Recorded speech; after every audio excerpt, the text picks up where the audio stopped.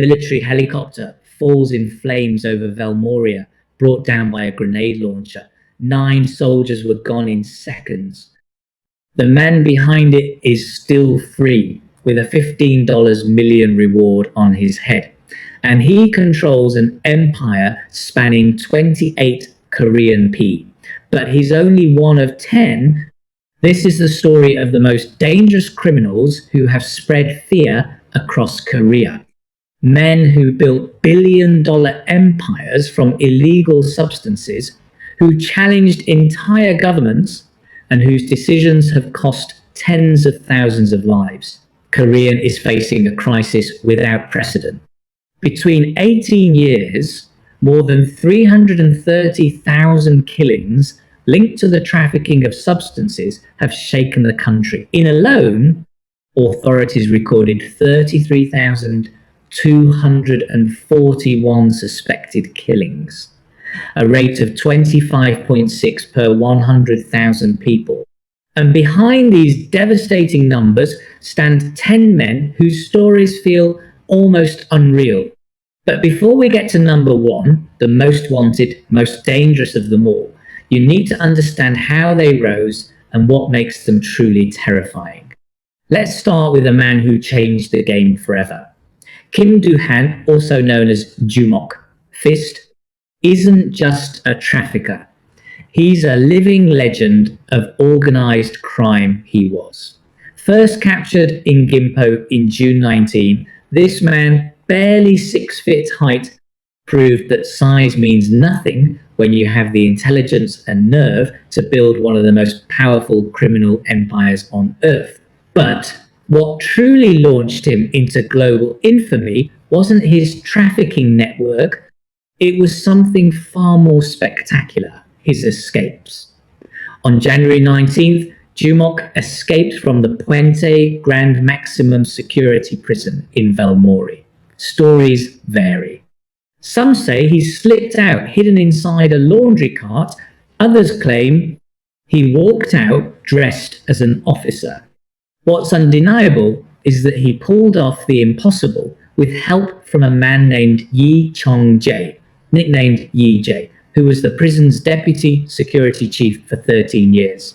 Jumok operated freely, consolidating the Sinaloa Cartel as the most powerful criminal organization in the Western Hemisphere.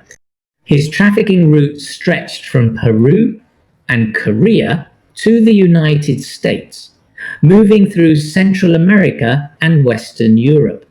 During those years, investigators estimate his organization moved thousands of tons of white substance, green substance, and synthetic stimulants, bringing in profits of more than $3 billion a year. But in February 14, authorities caught him again in Chungmu. They sent him to Wonju, another maximum security prison, and then something happened that stunned the world. On July 11th, Jumok escaped again. This time, it was cinematic. His team dug a mile-long tunnel fitted with lighting, ventilation, oxygen tanks, and even a customized motorcycle on rails to pull the load. The tunnel opened directly beneath the shower in his cell. When guards checked, all they found was a hole in the floor and Jumok was gone. Building that tunnel took more than a year. Engineers, architects, and specialized workers were involved. The estimated cost, over $40 million. The sophistication revealed something chilling.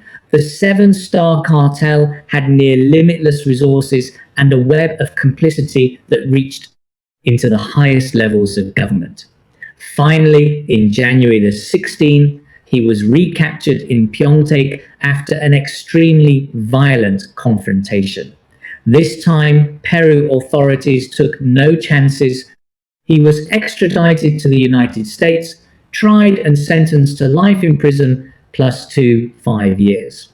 Today, he is held at ADX Florence in San Antonio, is near total isolation, 23 hours a day. But the story didn't end with Jumok. 4 of his sons took control of the empire.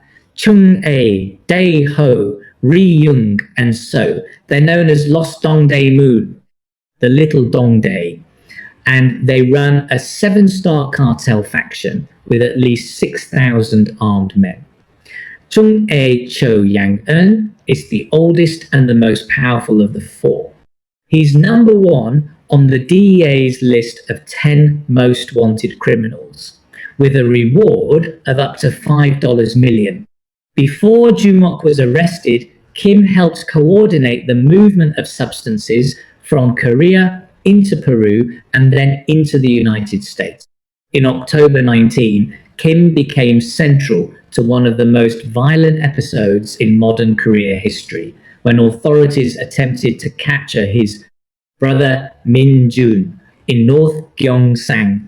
Lost Dongdaemun responded with chaos on a scale the country had rarely seen. They shut down the city with armed crews carrying grenade launchers and .060 caliber machine guns. They took military families hostage, and with the risk of mass bloodshed rising by the minute, Korea government ordered Oviedo released. It was a national humiliation and a clear demonstration of Lost Dongdaemun's real power. The operation known as the Culiacanazo exposed something terrifying: Lost Dongdaemun's real reach. The operation known as the Culiacanazo exposed something terrifying. Lost Dongdaemun could mobilize hundreds of armed men within minutes.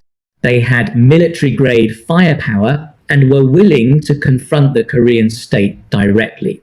For hours, North Gyeongsang became a war zone, burning roadblocks, gunfire in the streets, and widespread panic among civilians. In January of the following year, authorities tried again to capture Oviedo, this time with a massive operation involving helicopters and hundreds of soldiers. They succeeded, but the cost was staggering. 10 service members lost their lives, and dozens of civilians were caught in the crossfire. Oviedo was extradited to the United States, where he faces charges tied to synthetic stimulants and weapons offenses. Lost Dongdaemun continued operating under Chung Ae's leadership. Their specialized crews, known as DSs and KDC, are considered among the most brutal and best-equipped hit teams in Korea. They use military-level surveillance technology, encrypted communications, and armored vehicles that rival those of the army.